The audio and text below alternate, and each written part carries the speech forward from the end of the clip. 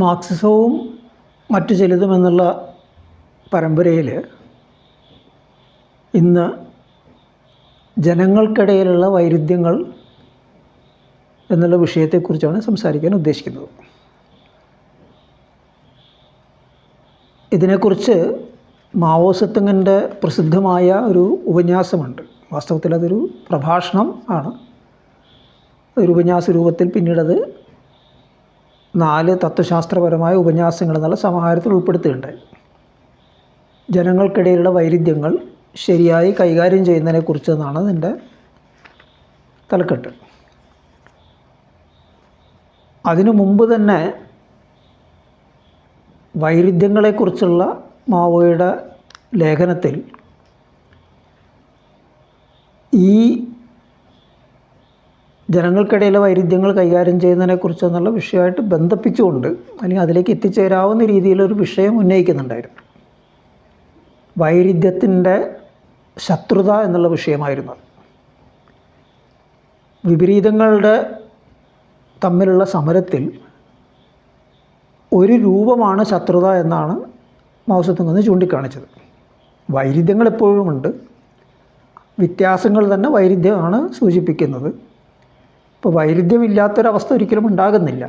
പക്ഷേ എല്ലാ വൈരുദ്ധ്യങ്ങളും ശത്രുതാപരമാകണമെന്നില്ല. ശത്രുതാപരമായ വൈരുദ്ധ്യങ്ങൾ തിരിച്ച് ശത്രുതാപരമല്ലാത്തതായിട്ടും മാറാവുന്നതാണ്, അങ്ങോട്ടും ഇങ്ങോട്ടും മാറാവുന്നതാണ്. ഒരു വൈരുദ്ധ്യത്തിൻ്റെ ഒരു നിശ്ചിത വികാസ ഘട്ടത്തിലായിരിക്കാം അത് ശത്രുതാപരമായിട്ട് മാറിത്തീരുക എന്നൊക്കെയായിരുന്നു ആ ലേഖനത്തിൽ, വൈരുദ്ധ്യങ്ങളെക്കുറിച്ച് എന്നുള്ള ലേഖനത്തിൽ മാവോ ചൂണ്ടിക്കാണിച്ചത്. ഈ വിഷയത്തെ വിശദമായി പിന്നീട് പരിശോധിക്കുന്നത് ഞാനീ പറഞ്ഞ ജനങ്ങൾക്കിടയിലെ വൈരുദ്ധ്യങ്ങൾ ശരിയായി കൈകാര്യം ചെയ്തതിനെക്കുറിച്ച് എന്നുള്ള ലേഖനത്തിലാണ്. അപ്പോൾ ജനങ്ങൾക്കിടയിലുള്ള വൈരുദ്ധ്യങ്ങളും ജനങ്ങളും ശത്രുക്കളും തമ്മിലുള്ള വൈരുദ്ധ്യങ്ങൾ, അവരുടെ ശത്രുക്കളും തമ്മിലുള്ള, അതായത് ചൂഷകവർഗ്ഗങ്ങളും തമ്മിലുള്ള വൈരുദ്ധ്യം, ഇത് സാമാന്യമായിട്ട് രണ്ടായിട്ട് തിരിക്കാമെന്നാണ് മാവോ ചൂണ്ടിക്കാണിച്ചത്. അപ്പോൾ ഇതിൽ ജനങ്ങൾക്കിടയിലുള്ള വൈരുദ്ധ്യം അടിസ്ഥാനപരമായി ശത്രുതാപരമല്ല. നേരെ മറിച്ച് ജനങ്ങളും ചൂഷകവർഗ്ഗങ്ങളും ആയിട്ടുള്ള വൈരുദ്ധ്യങ്ങൾ അത് അടിസ്ഥാനപരമായി ശത്രുതാപരമാണ്. അപ്പം നേരത്തെ ഞാൻ സൂചിപ്പിച്ചതുപോലെ ജനങ്ങൾക്കിടയിലെ വൈരുദ്ധ്യങ്ങൾ ശത്രുതാപരമല്ലെങ്കിലും, അടിസ്ഥാനപരമായിട്ട് അതിൻ്റെ സ്വഭാവം ശത്രുതാപരം അല്ല എങ്കിലും, ചില നിർദ്ദിഷ്ട സാഹചര്യങ്ങളിൽ അല്ലെങ്കിൽ ശരിയായി കൈകാര്യം ചെയ്യുന്നില്ല എങ്കിൽ അവ ശത്രുതാപരമായി മാറിയേക്കാമെന്നും മാവോ ചൂണ്ടിക്കാണിക്കുന്നുണ്ട്. ഇത് ഒരു സോഷ്യലിസ്റ്റ് ഭരണകൂടവും ജനങ്ങളും തമ്മിലുള്ള ബന്ധങ്ങൾ കൈകാര്യം ചെയ്യുന്നതിലും, ഒരു സോഷ്യലിസ്റ്റ് സമൂഹത്തിലെ ജനങ്ങൾ തമ്മിലുള്ള ബന്ധങ്ങൾ കൈകാര്യം ചെയ്യുന്നതിലും ആയി ബന്ധിപ്പിച്ചിട്ടാണ് മാവോ അതിനെ വിശദീകരിക്കുന്നതെങ്കിലും, അതല്ലാതെ തന്നെ നിലനിൽക്കുന്ന സമൂഹത്തിൽ, ചൂഷക സമൂഹത്തിൽ ജനങ്ങൾക്കിടയിൽ ഉണ്ടാകുന്ന പ്രശ്നങ്ങളെ എങ്ങനെ കൈകാര്യം ചെയ്യണം എന്നതിനെക്കുറിച്ച് അത് ഒരു ദിശ നമുക്ക് നൽകുന്നുണ്ട്. ജനങ്ങൾക്കിടയിലുള്ള വൈരുദ്ധ്യങ്ങൾ ശത്രുതാപരമല്ലാത്തത് കൊണ്ട് തന്നെ, അടിസ്ഥാനപരമായിട്ട് ആ സ്വഭാവം ഇല്ലാത്തത് കൊണ്ട് തന്നെ, ആ വൈരുദ്ധ്യങ്ങൾ തീക്ഷ്ണമായാലും ശരിയായ രീതിയിൽ കൈകാര്യം ചെയ്യുകയാണെങ്കിൽ മിക്കവാറും അവയെ ശത്രുതാപരമല്ലാത്ത രീതിയിൽ തന്നെ പരിഹരിക്കാൻ കഴിയും. ബോധ്യപ്പെടുത്തലിലൂടെയും ചർച്ചയിലൂടെയും സംവാദത്തിലൂടെയും പരിഹരിക്കാൻ കഴിയുമെന്ന് ഒരു ദിശയാണ് അത് നൽകുന്നത്. അപ്പോൾ അത്തരത്തിൽ വിഷയങ്ങളെ, ജനങ്ങൾക്കിടയിലുള്ള വിഷയങ്ങളെ കൈകാര്യം ചെയ്യുന്നതിന് അതൊരു വഴികാട്ടിയാകുന്നുണ്ട്. ഇവിടെ മറ്റൊരു കാര്യം കൂടി നമുക്ക് ശ്രദ്ധിക്കാവുന്നതാണ്. മാവോ ഒരു ഘട്ടത്തിൽ ചൂണ്ടിക്കാണിച്ചൊരു കാര്യം, അതായത് യനാനും സിയാനും തമ്മിൽ വേർതിരിച്ച് കാണുന്നതാണ്. അടിസ്ഥാനപരമായി 2 വേർതിരിവുകൾ നമ്മൾ നടത്തേണ്ടതുണ്ട്. അതിലൊന്ന് ഈ പറയുന്ന യനാനും സിയാനും തമ്മിലാണ് എന്നാണ് മാവോ പറഞ്ഞത്. യനാൻ എന്ന് പറയുന്നത് ചൈനീസ് വിപ്ലവ കാലഘട്ടത്തിൽ ചൈനീസ് കമ്മ്യൂണിസ്റ്റ് പാർട്ടിയുടെ നേതൃത്വത്തിൽ സ്ഥാപിക്കപ്പെട്ട പുതിയ അധികാരത്തിൻ്റെ പ്രധാന താവളപ്രദേശമായിരുന്നു. അപ്പോൾ ആ അർത്ഥത്തിൽ യനാൻ വിപ്ലവത്തെയാണ് പ്രതിനിധീകരിച്ചത്. അതേസമയം സിയാൻ എന്ന് പറയുന്നത് ചൈനയുടെ വടക്ക് പടിഞ്ഞാറൻ പ്രദേശത്തുള്ള കുമിന്താങ്ങിൻ്റെ ആസ്ഥാനമായിരുന്നു. അപ്പോൾ ഈ കുമിന്താങ് എന്ന് പറയുന്നത് പ്രതിവിപ്ലവകരമായൊരു പങ്ക് വഹിക്കുന്ന ഒരു അധികാരത്തിൽ നിൽക്കുന്ന ഒരു സംഘടനയാണ്. അപ്പോൾ സിയാൻ എന്ന് പറയുന്നത് അവിടെ പ്രതിവിപ്ലവത്തെയാണ് പ്രതികരിക്കുന്നത്. അപ്പോൾ മാവോ യാനാനും സിയാനും തമ്മിൽ വേർതിരിച്ച് കാണണമെന്ന് പറയുമ്പോൾ അർത്ഥമാക്കുന്നത് വിപ്ലവവും പ്രതിവിപ്ലവവും തമ്മിൽ വേർതിരിച്ച് കാണണം എന്നാണ്. അതോടൊപ്പം തന്നെ മാവോ ചൂണ്ടിക്കാണിക്കുന്നുണ്ട് യനാനിലും തെറ്റുകളുണ്ട്, സിയാനിലും തെറ്റുകളുണ്ട്. പക്ഷെ ഇതിനെ സമാനവൽക്കരിച്ച് അവിടെയും ഇവിടെയും തെറ്റുകളുണ്ടല്ലോ എന്ന് എനിക്ക് കാണാൻ പറ്റില്ല. യനാനിലെ ഉദ്യോഗസ്ഥ മേധാവിത്വം ചീത്ത കാര്യം തന്നെയാണ്. പക്ഷെ ആ ഉദ്യോഗസ്ഥ മേധാവിത്വവും കുമിന്താങ്ങിൻ്റെ സിയാൻ ആസ്ഥാനത്തിലുള്ള ഉദ്യോഗസ്ഥ മേധാവിത്വവും താരതമ്യം ചെയ്യാൻ പറ്റില്ല, വേർതിരിച്ച് തന്നെ കാണണം. കാരണം യനാനിലെ ഉദ്യോഗസ്ഥ മേധാവിത്വത്തിന് തിരുത്താൻ പറ്റും. കാരണം അത് വാസ്തവത്തിൽ യനാൻ എന്ത് അധികാരത്തെ, ജനകീയ അധികാരത്തെയാണോ പ്രതികരിക്കുന്നത്, വിപ്ലവ അധികാരത്തെയാണോ പ്രതികരിക്കുന്നത്, അതിന് തടസ്സം നിൽക്കുന്ന ഒന്നാണ്, അല്ലെങ്കിൽ അതിന് കോട്ടം തട്ടിക്കുന്ന ഒന്നാണ് ഈ ഉദ്യോഗസ്ഥ മേധാവിത്വം, അവിടെയുള്ള ഉദ്യോഗസ്ഥ മേധാവിത്വം. അപ്പോൾ അതുകൊണ്ട് തന്നെ വിപ്ലവത്തിൻ്റെ താല്പര്യങ്ങളെ മുൻനിർത്തി അത് തിരുത്താൻ കഴിയും. നേരെ മറിച്ച് കുമിന്താങ്ങിൻ്റെ ഭരണകേന്ദ്രമായ സിയാനുള്ള ഉദ്യോഗസ്ഥ മേധാവിത്വം അങ്ങനെ തിരുത്താൻ പറ്റുന്ന ഒന്നല്ല. കാരണം കുമിന്താങ് തന്നെ ജനവിരുദ്ധമായൊരു ശക്തിയാണ്, ഒരു പ്രതിവിപ്ലവ ശക്തിയാണ്. അതിൻ്റെ ആ ജനവിരുദ്ധ സ്വഭാവത്തെ, അതിൻ്റെ പ്രതിവിപ്ലവ സ്വഭാവത്തിനെ നിലനിർത്തുകയും നടപ്പാക്കുകയും ചെയ്യുന്ന കടമയാണ് അവിടെയുള്ള ഉദ്യോഗസ്ഥ മേധാവിത്വത്തിനുള്ളത്. അപ്പോൾ അതുകൊണ്ട് അതിനെ തിരുത്തുന്ന പ്രശ്നം വരുന്നില്ല. ആ തിരുത്തുക എന്ന് പറഞ്ഞാൽ അധികാരത്തിനെ ഇല്ലാതാക്കിക്കൊണ്ട് മാത്രമേ അതിനെ ഇല്ലാതാക്കാൻ പറ്റൂ. അപ്പോൾ അതുകൊണ്ട് തന്നെയാണ് മാവോ ഇത് തമ്മിൽ വേർതിരിച്ച് കാണുന്നത് പറഞ്ഞു. വെറുതെ അവിടെയും തെറ്റുണ്ട് ഇവിടെയും തെറ്റുണ്ട് എന്ന് മാത്രം പറഞ്ഞു പോകുന്ന രീതി ശരിയല്ല.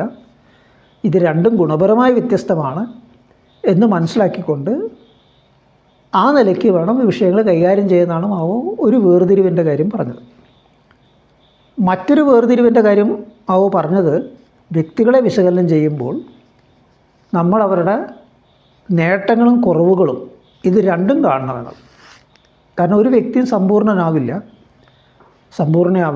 അപ്പോൾ അതുകൊണ്ട് തന്നെ ആ വ്യക്തിക്ക് നല്ല വശങ്ങളുണ്ടായിരിക്കും, ആ വ്യക്തിയുടെ പ്രവർത്തനത്തിൽ ഗുണകരമായ കാര്യങ്ങളുണ്ടായിരിക്കും, ആ വ്യക്തി ചെയ്തിരിക്കുന്ന തെറ്റുകളുണ്ടാകും, അതിൻ്റെ ചീത്ത വശം ഉണ്ടായിരിക്കും. അപ്പോൾ ഇങ്ങനെ ഈ രണ്ട് കാര്യങ്ങളും നമ്മൾ വേർതിരിച്ച് കാണണമെന്ന് ആണ് മാവോ ചൂണ്ടിക്കാണിച്ചത്. അപ്പോൾ ഇതിലൊന്ന് യനാനും സിയാനും തമ്മിലുള്ള വേർതിരിവ്, മറ്റൊന്ന് വ്യക്തികളെ വിശകലനം ചെയ്യുമ്പോൾ നേട്ടങ്ങളും കുറവുകളും തമ്മിലുള്ള വേർതിരിച്ച് കാണുന്ന പ്രശ്നം. അപ്പം ഇതിൻ്റെ വെളിച്ചത്തിൽ നമുക്ക് മനസ്സിലാക്കാൻ കഴിയുന്നൊരു കാര്യമുണ്ട്. ഒരു ഭരണവർഗം അല്ലെങ്കിൽ അതിനെ പ്രതികരിക്കുന്ന, അതിൻ്റെ താല്പര്യങ്ങളെ സേവിക്കുന്നൊരു ഭരണകൂടം ജനങ്ങളെ ആക്രമിക്കുമ്പോൾ, അല്ലെങ്കിൽ ജനങ്ങൾക്കിടയിലുള്ള ആരെങ്കിലും നേരെ ആക്രമിക്കുമ്പോൾ അവിടെ ആ ജനങ്ങൾക്കൊപ്പം നിൽക്കുകയാണ് നമ്മൾ ചെയ്യേണ്ടത്. ഇത് സാധാരണ ജനങ്ങളുടെ കാര്യത്തിൽ മാത്രമല്ല, കടുത്ത കുറ്റവാളികളുടെ കാര്യത്തിലും ആ സമീപനം തന്നെയാണ് നമുക്ക് ഉണ്ടാകേണ്ടത്. കാരണം അവരാ കുറ്റകൃത്യത്തിൽ ഏർപ്പെടുന്ന സാമൂഹ്യ സാഹചര്യമുണ്ട്. ജന്മനാ അവരങ്ങനെ കുറ്റവാളികളായിട്ട് ജനിച്ച് വളർന്നവരായിരിക്കില്ല, ആരും തന്നെ അങ്ങനെ ഇല്ല. അപ്പോൾ ഒരു നിശ്ചിത സാമൂഹ്യ സാഹചര്യമാണ് അവരെ കുറ്റവാളികളാക്കിയിരിക്കുന്നത്. ആ സാമൂഹ്യ സാഹചര്യമാകട്ടെ ഇതേ ഭരണവർഗങ്ങളും ഇത് അവരുടെ തന്നെ ഭരണകൂടവും സൃഷ്ടിക്കുകയും കാത്തുരക്ഷിക്കുകയും ചെയ്യുന്നൊരു സാഹചര്യമാണ്. അപ്പോൾ അങ്ങനെ ഒരു സാഹചര്യം സൃഷ്ടിക്കുകയും നിലനിർത്തുകയും കുറ്റവാളികളെ അതുപോലെ സൃഷ്ടിക്കുകയും ചെയ്തിട്ട് തിരിച്ച് വീണ്ടും ആ കുറ്റവാളികളെ ശിക്ഷിക്കാനായിട്ട് അവർ കടുത്ത ശിക്ഷകളും മറ്റായിട്ട് വരുമ്പോൾ അതിൻ്റെ നീതികേട് നമുക്ക് മനസ്സിലാക്കാൻ കഴിയണം. അതുകൊണ്ട് സാധാരണ ജനങ്ങളുടെ മനുഷ്യാവകാശത്തിൻ്റെ പ്രശ്നം മാത്രമല്ല, ഏറ്റവും കടുത്ത കുറ്റവാളിക്ക് പോലും മനുഷ്യാവകാശമുണ്ട് എന്നുള്ള തിരിച്ചറിവിൽ നിന്ന് മാത്രമേ നമുക്ക് ഈ നീതിയുടെയും അന്യായത്തിൻ്റെയും നീതികേടിൻ്റെയൊക്കെ വിഷയങ്ങളെ ഒരു ചൂഷക സമൂഹത്തിൽ കൈകാര്യം ചെയ്യാൻ പറ്റുള്ളൂ. വീണ്ടും നേരത്തെ മാവോ ചൂണ്ടിക്കാണിച്ച് യനാനും സിയാനും വേർതിരിക്കുന്നൊരു പ്രശ്നമാണ് എന്ന് പറയുമ്പോൾ ഒരു വശത്ത് ഭരണകൂടവും ഭരണവർഗങ്ങളും ചൂഷക ശക്തികൾ, മറുവശത്ത് ജനങ്ങൾ. അപ്പോൾ ആ ജനങ്ങൾക്കിടയിൽ നിന്ന് വരുന്ന വ്യക്തികളുടെ ഭാഗത്തുനിന്നുണ്ടാകുന്ന പാകപ്പിഴകൾ, തെറ്റുകൾ, കുറ്റങ്ങൾ, അതിനെ കൈകാര്യം ചെയ്യേണ്ടും അതിനെ സമീപിക്കേണ്ട രീതി തീർച്ചയായിട്ടും ശത്രുവർഗങ്ങൾ, ചൂഷകവർഗങ്ങൾ അവർ ചെയ്യുന്ന വിരുദ്ധമായിട്ട് ചെയ്യുന്ന പ്രവൃത്തികളെ നമ്മൾ എടുക്കുന്ന സമീപനത്തിൽ നിന്ന് ഗുണകരമായി തന്നെ വ്യത്യസ്തമായിരിക്കണം. ശത്രുവർഗങ്ങളുടെ ഭാഗത്തുനിന്നുണ്ടാകുന്ന ജനവിരുദ്ധമായ പ്രവൃത്തികളെ ആത്യന്തികമായി ബലപ്രയോഗത്തിലൂടെ മാത്രമേ തിരുത്താൻ കഴിയുള്ളൂ, അവസാനിപ്പിക്കാൻ കഴിയുള്ളൂ. കാരണം അധികാരം അവരുടെ കയ്യിലാണ്. അത്തരം കുറ്റകൃത്യങ്ങൾ അവരെ സംബന്ധിച്ചിടത്തോളം അവരുടെ നിലനിൽപ്പിന്, അവരുടെ ചൂഷണത്തിന്, അവരുടെ മർദ്ദനത്തിന് ആവശ്യമായ കാര്യങ്ങളാണ്. അപ്പോൾ അതുകൊണ്ട് ഒരിക്കലും അത് തിരുത്താൻ പോകുന്നില്ല. അവരുടെ അധികാരം, അവരുടെ ചൂഷണം, അവരുടെ മർദ്ദനം അവസാനിപ്പിച്ചുകൊണ്ട് മാത്രമേ അതിനൊരു തിരുത്തുണ്ടാവുള്ളൂ.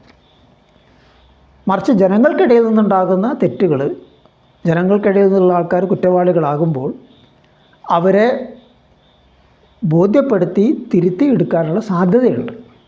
കാരണം അടിസ്ഥാനപരമായ ഒരു ജനങ്ങൾക്കിടയിൽ നിന്ന് വന്നവരാണ്.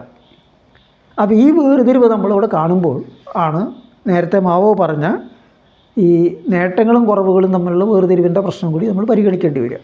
അപ്പോൾ അതിൽ സാധാരണ ഇതിൽ മാവോ പറയുന്നൊരു കാര്യമുണ്ടായിരുന്നു.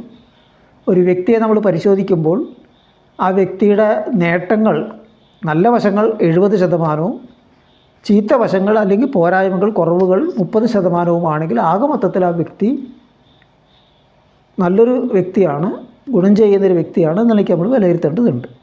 നേരെ തിരിച്ച് 30% മാത്രമേ നല്ല വശമുള്ളൂ, 70% തെറ്റായ കാര്യങ്ങളാണെങ്കിൽ തിരിച്ചായിരിക്കുക.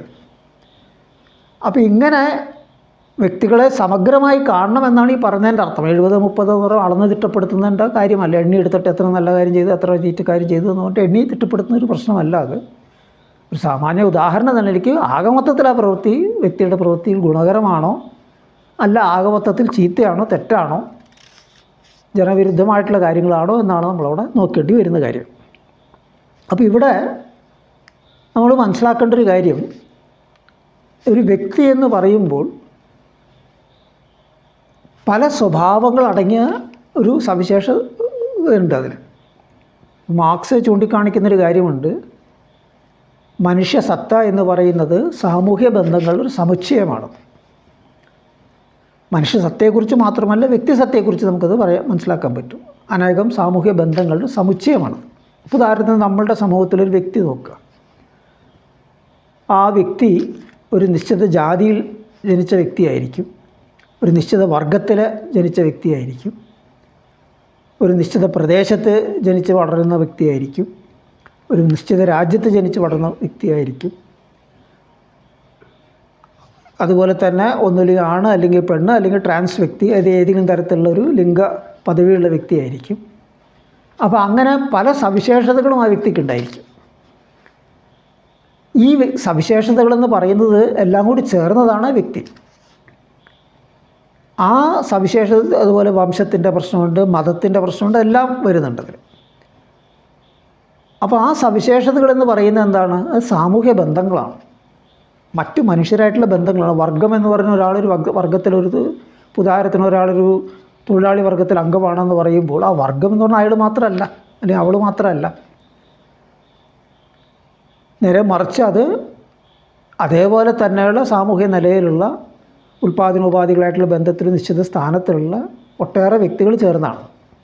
അവർ സാമാന്യവൽക്കരിച്ചായിട്ടാണ് വർഗം എന്ന് പറയുന്നത്. ജാതിയുടെ കാര്യമായാലും കൊള്ളാം, മതത്തിൻ്റെ കാര്യമായാലും കൊള്ളാം, ലിംഗപദവിയുടെ കാര്യമായാലും കൊള്ളാം, ദേശത്തിൻ്റെ കാര്യമായാലും എല്ലാം തന്നെ അങ്ങനെ തന്നെയാണ്.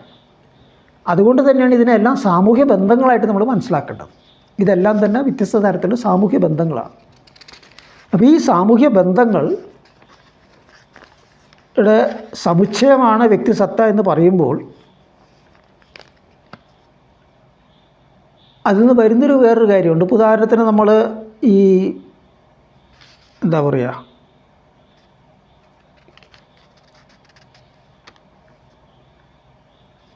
ആ വ്യക്തിയുടെ ഈ പറയുന്ന വ്യത്യസ്ത സ്വഭാവങ്ങളുണ്ടെന്ന് നമ്മൾ പറയുമ്പോൾ ആ അടിത്തട്ടിൽ, സമൂഹത്തിൻ്റെ അടിത്തട്ടിലുള്ള വ്യക്തികളെ സംബന്ധിച്ചിടത്തോളം പല വിധത്തിലുള്ള ചൂഷണവും മർദ്ദനത്തിനും അവരെ ഇരയാകുന്നുണ്ട്.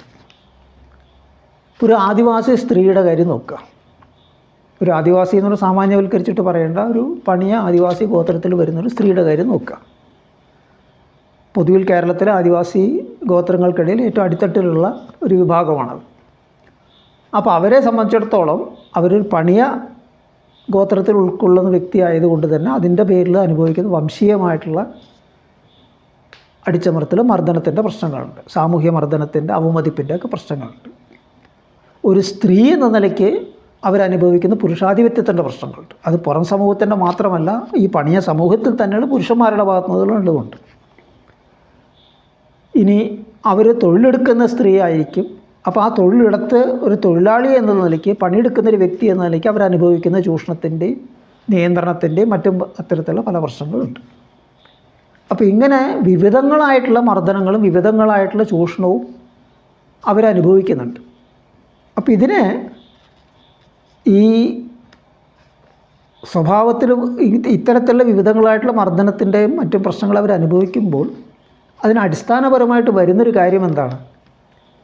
അവരേതെല്ലാം സാമൂഹ്യ ബന്ധങ്ങളുടെ സമുച്ചയമാണോ അവരുടെ വ്യക്തിത്വം, ആ സാമൂഹ്യ ബന്ധങ്ങളെല്ലാം തന്നെ ഒന്നടങ്കം ഒന്നൊഴിയാതെ എല്ലാം തന്നെ മർദ്ദനത്തിന് പേറി നിൽക്കുന്ന സാമൂഹ്യ ബന്ധങ്ങളാണ്. കാരണം ഇവിടെ നിലനിൽക്കുന്ന ഒരു ചൂഷക വ്യവസ്ഥയുടെ ഭാഗമായിട്ട് സൃഷ്ടിക്കപ്പെട്ടതും നിലനിർത്തപ്പെടുന്നതും പുനരുൽപ്പാദിപ്പിക്കപ്പെടുന്നതുമായിട്ടുള്ള സാമൂഹിക ബന്ധങ്ങളാണ്. ആ ചൂഷക വ്യവസ്ഥയ്ക്ക് അടിസ്ഥാനപരമായിട്ടൊരു മർദ്ദക സ്വഭാവമാണുള്ളത്. കാരണം അതിൻ്റെ തൂണിലും തുരുമ്പിലും മർദ്ദനം പേറി നിൽക്കുന്ന ഒന്നാണ്. അപ്പോൾ ആ നിലയ്ക്ക് അതിനകത്ത് നിൽക്കുന്ന ആ സാമൂഹ്യ വ്യവസ്ഥയ്ക്കകത്തുള്ള എല്ലാ സാമൂഹ്യ ബന്ധങ്ങളും ഇത്തരത്തിലുള്ള മർദ്ദനത്തിൻ്റെ സ്വഭാവം അടങ്ങുന്ന ഒന്നായിരിക്കും. അപ്പോൾ ഇതിൽ ഇപ്പോൾ നമ്മൾ നേരത്തെ പറഞ്ഞ ഉദാഹരണത്തിൽ ആ പണിയ സ്ത്രീയുടെ കാര്യത്തിൽ, ആ പണിയ സമൂഹത്തിൽ തന്നെ പുരുഷൻ എന്ന നിലയ്ക്ക് പ്രത്യേകിച്ചും പുറം സമൂഹത്തിൻ്റെ പല പല സ്വാധീനങ്ങൾ അവർക്കിടയിൽ വർദ്ധിച്ച് വരുന്ന സാഹചര്യത്തിൽ പുരുഷാധിപത്യത്തിൻ്റെതായിട്ടുള്ളൊരു മനോഭാവം, അതിൻ്റേതായിട്ടുള്ള ആനുകൂല്യങ്ങൾ അനുഭവിക്കുന്നൊരു വ്യക്തിയാകും. അപ്പോൾ അവിടെ ആ പുരുഷനും ഈ പറയുന്ന ആദിവാസി പണിയ സ്ത്രീയും തമ്മിലുള്ള ബന്ധത്തിൽ ഒരു മർദ്ദക സ്വഭാവമുണ്ട്. ഒരു വശത്ത് ഈ പണിയ പുരുഷൻ ഞാൻ നേരത്തെ പറഞ്ഞതുപോലെ ഒരു പണിയ സമൂഹത്തിൽ വരുന്നത് കൊണ്ട് അനുഭവിക്കുന്ന വംശീയമായിട്ടുള്ള അടിച്ചമർത്തൽ അങ്ങനെയുള്ള പല കാര്യങ്ങളൊക്കെ അനുഭവിക്കുമ്പോൾ തന്നെ, തൊഴിലാളി നിലയ്ക്ക് ചൂഷണം അനുഭവിക്കുമ്പോൾ തന്നെ, പുരുഷൻ എന്ന നിലയ്ക്ക് തൻ്റെ കുടുംബത്തിലുള്ള സ്ത്രീയോട് അല്ലെങ്കിൽ തൻ്റെ ആ സമൂഹത്തിലുള്ള മറ്റ് സ്ത്രീകളായിട്ടുള്ള ബന്ധത്തിൽ പുരുഷ നിലയ്ക്ക് സവിശേഷമായിട്ടൊരു സ്ഥാനവും അതിൻ്റെ അവകാശങ്ങളും അനുഭവിക്കുന്നുണ്ട്. അതിൻ്റെ ഒരു മർദ്ദക സ്ഥാനത്തിലാണ് നിൽക്കുന്നത്. ഇത് സ്വാഭാവികമായിട്ടുണ്ടാകുന്നൊരു കാര്യമാണത്. തിരിച്ചറിവോടുകൂടി അതിൽ നിന്ന് തെറ്റിപ്പിരിയാൻ കഴിയും, അല്ലാതെ അനിവാര്യമായിട്ട് അതങ്ങനെ തന്നെ ആയിക്കൊള്ളുന്നില്ല. പക്ഷേ സ്വാഭാവികമായിട്ടും വരുന്നത് ഈ പറയുന്ന ഒരു മർദ്ദക പദവി തന്നെയാണ്. ഏറ്റവും പരിമിതമായ തോതിലാണെങ്കിൽ അത് മർദ്ദക പദവി തന്നെയാണ്. അപ്പോൾ ഇങ്ങനെയുള്ള ഒരു വശത്ത് മർദ്ദനം അനുഭവിക്കുന്നു, മറുവശത്ത് മർദ്ദകനാകുന്നു. ഒരു വശത്ത് ചൂഷണം അനുഭവിക്കുന്നു, മറുവശത്ത് ചൂഷണം ചെയ്യുന്നു. അങ്ങനെയുള്ള ഒരു സങ്കീർണതയുണ്ട് ഈ പറയുന്നതിൽ. ഈ നേരത്തെ ഞാൻ സൂചിപ്പിച്ചതുപോലെ വ്യക്തിസത്ത സാമൂഹ്യ ബന്ധങ്ങളുടെ സമുച്ചയമായതുകൊണ്ട് തന്നെ ഉണ്ടാകുന്നൊരു സങ്കീർണതയാണ്. അപ്പോൾ ഈ സങ്കീർണതയെ അഭിസംബോധന ചെയ്തുകൊണ്ട് ഇങ്ങനെയുള്ള വിവിധങ്ങളായ ചൂഷണത്തിനെയും വിവിധങ്ങളായിട്ടുള്ള മർദ്ദന രൂപങ്ങളെയും നമ്മൾ തിരിച്ചറിയേണ്ടതുണ്ട്. സ്വയം അനുഭവിക്കുന്ന ചൂഷണത്തിൻ്റെയും മർദ്ദനത്തിൻ്റെയും അതേ രീതിയിൽ തന്നെ മറ്റുള്ള വ്യക്തികൾ അനുഭവിക്കുന്ന ചൂഷണവും മർദ്ദനവും നമ്മൾ തിരിച്ചറിയേണ്ടതുണ്ട്. അപ്പോൾ മാത്രമാണ് നമുക്ക് നമ്മളുടേതായിട്ടുള്ള ചൂഷണത്തിൽ നിന്ന് അല്ലെങ്കിൽ നമ്മൾ അനുഭവിക്കുന്ന മർദ്ദനത്തിൽ നിന്ന് മുക്തി നേടാനായിട്ടുള്ള അതിനെതിരെയുള്ള പോരാട്ടത്തിൽ പൂർണ്ണമായിട്ട് പങ്കാളിയാകാൻ കഴിയുള്ളൂ എന്നൊക്കെ തിരിച്ചറിയുന്ന ഒരു സ്ത്രീവാദ ധാരയുണ്ട്. ഇൻ്റർസെക്ഷനാലിറ്റി എന്ന് ഇംഗ്ലീഷിൽ അതിനെ വിശേഷിപ്പിക്കും. ഇൻ്റർസെക്ഷണൽ ഫെമിനിസം എന്ന് പറയുമ്പോൾ അതിൽ ഇൻ്റർസെക്ഷനാലിറ്റി തന്നെ ഒരു നിശ്ചിത ധാരയ്ക്കാണ് ഇങ്ങനെ ഒരു തിരിച്ചറിവിൽ എത്തിച്ചേരുന്നത്. മുഴുവൻ എല്ലാവർക്കും അതങ്ങനെ ഉണ്ടെന്ന് പറയാൻ പറ്റില്ല.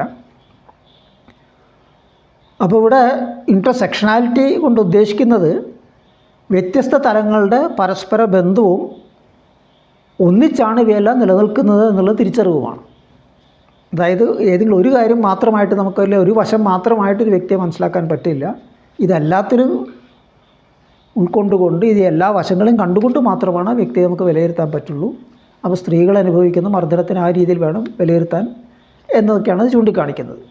അമേരിക്കയിലുള്ള കറുത്തവർഗ സ്ത്രീകൾ അവിടെയുള്ള കറുത്തവർഗ പോരാട്ടത്തിൽ പങ്കാളികളായപ്പോൾ അനുഭവിച്ച പലതരത്തിലുള്ള വിവേചനങ്ങളെയും അടിച്ചമർത്തലിൻ്റെയൊക്കെ അവരുടെ തന്നെ സഹപ്രവർത്തകരായിട്ടുള്ള പുരുഷന്മാരായിട്ടുള്ള കറുത്തവർഗക്കാരായിട്ടുള്ള പുരുഷന്മാരായിട്ടുള്ള വ്യക്തികളിൽ നിന്ന് അനുഭവിച്ചിട്ടുള്ള പല തരത്തിലുള്ള അവമതിപ്പും അടിച്ചമർത്തലും മറ്റ് അങ്ങനെയുള്ള പല അനുഭവങ്ങളിൽ നിന്നൊക്കെയാണ് ഇങ്ങനൊരു തിരിച്ചറിവിൽ അവർ എത്തിച്ചേർന്നത്. പിന്നീട് അത് അവിടെ നിന്ന് കടന്ന് മറ്റ് വിവിധ തലങ്ങളിലേക്ക് അത് കടക്കുന്നുണ്ട്.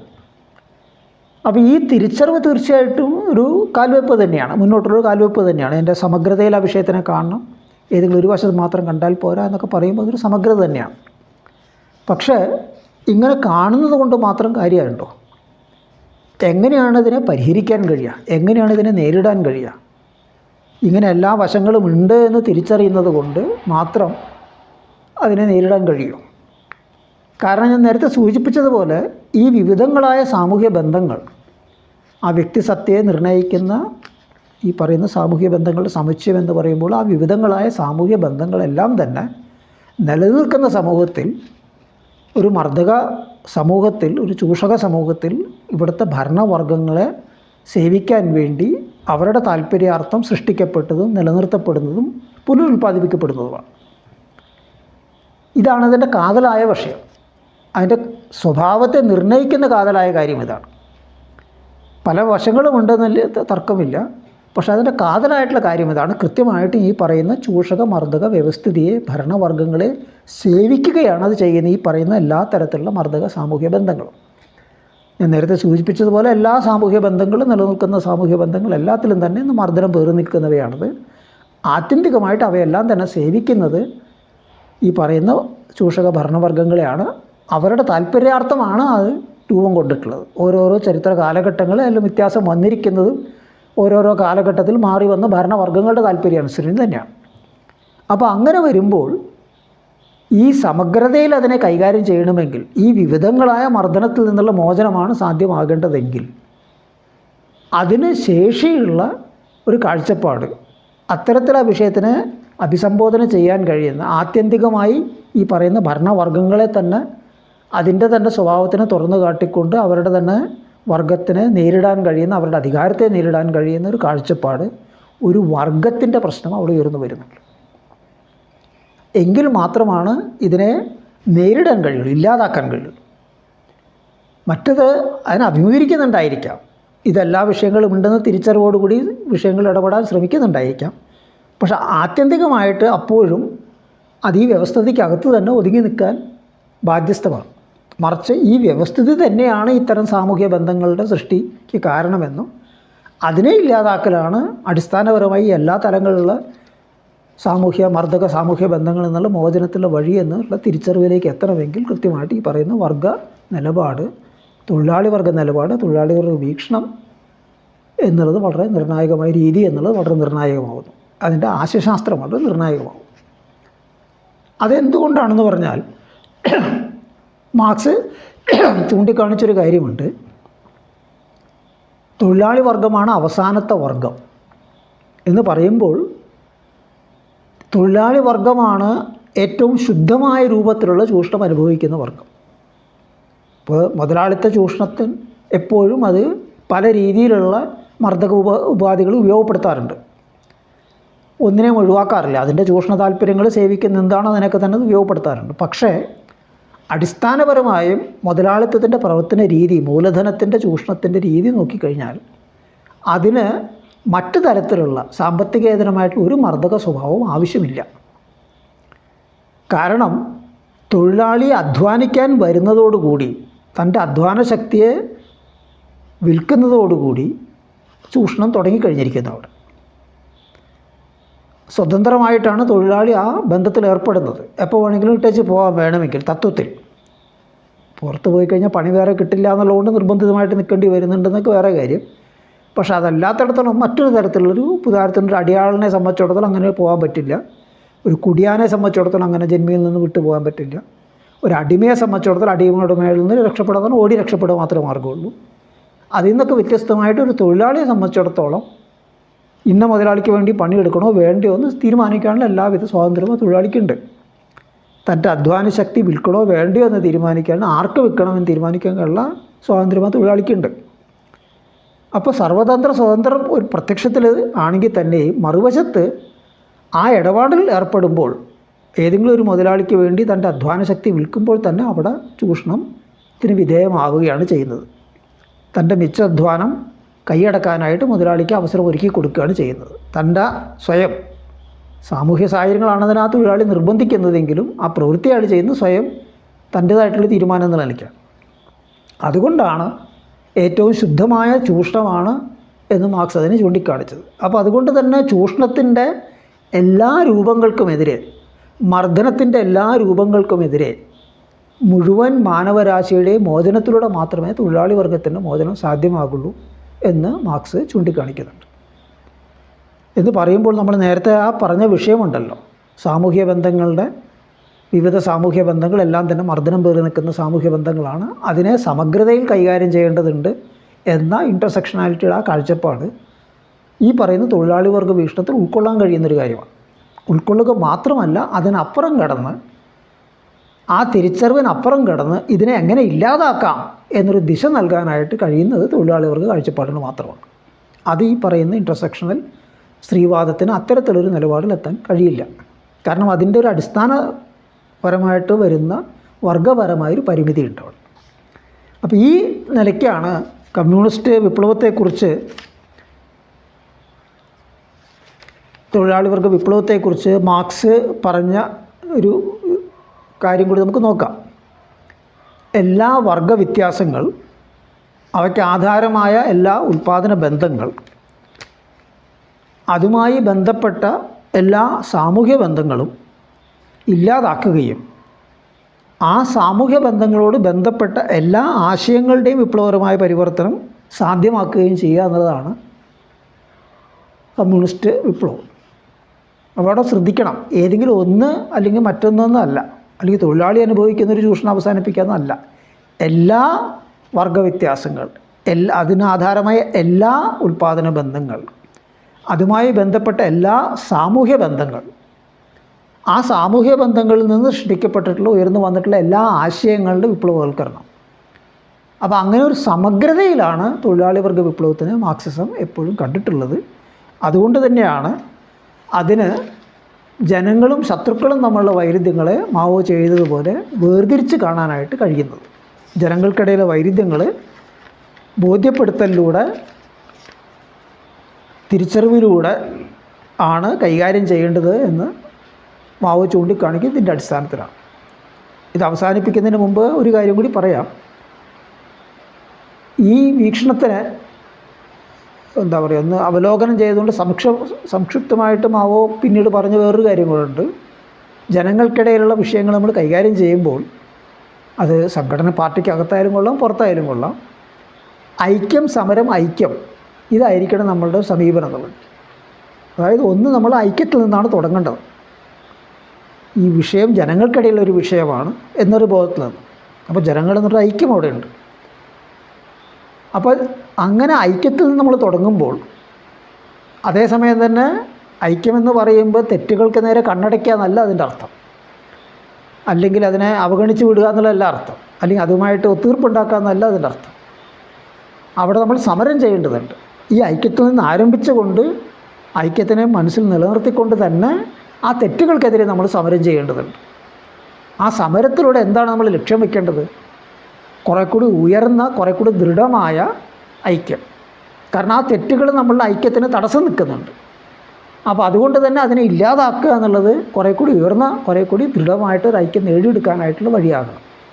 അപ്പോൾ ആ സമീപനത്തോടു കൂടിയാണ് നമ്മൾ ജനങ്ങൾക്കിടയിലുള്ള പ്രശ്നങ്ങൾ, അത് എത്ര തന്നെ തീവ്രമായ മോശമായിട്ടുള്ള കാര്യങ്ങളായാലും ശരി, അത് കൈകാര്യം ചെയ്യേണ്ടത്. ആ ഒരു സമീപനത്തിലൂടെയാണ് ജനങ്ങളുടെ ഐക്യം ഊട്ടി ഉറപ്പിച്ചുകൊണ്ട്, ജനങ്ങളെ ഐക്യപ്പെടുത്തിക്കൊണ്ട് ചൂഷകരും മർദ്ദകരുമായിട്ടുള്ള ഭരണകൂടത്തെ നമുക്ക് നേരിടാൻ കഴിയുള്ളൂ. ഇത്രയുമാണ് ഈ വിഷയത്തിൽ പറയാനുള്ളത്. ധന്യവാദങ്ങൾ.